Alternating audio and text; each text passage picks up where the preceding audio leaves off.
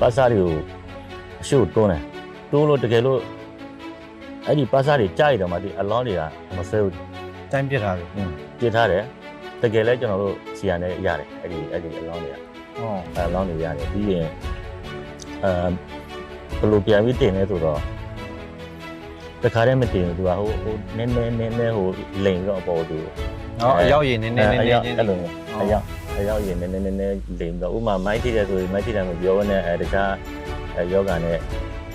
တည်သွားတယ်ပါညာအဲ့လိုမျိုးတိုက်ပွဲမှာကြားတယ်ဆိုလဲအဲ့လိုမျိုးတိုက်ပွဲမှာသူတို့အဲ့လိုတင်ဟိုကအပေါ်ကစီမလို့ပြောနေတယ်ဟုတ်သူတို့ရဲ့သူကဟုတ်ပါစားတွေကို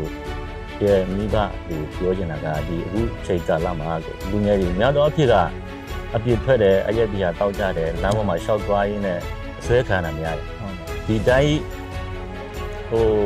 လုံကြုံတွေ့ကြနေတဲ့လူငယ်ကြတော့အဲ့လိုကြီးအဆွဲမခံရဘူးအဲကြောင့်မလို့လူငယ်တွေမိဘတွေကိုပြောချင်တာကတော့ဒီလိုမျိုး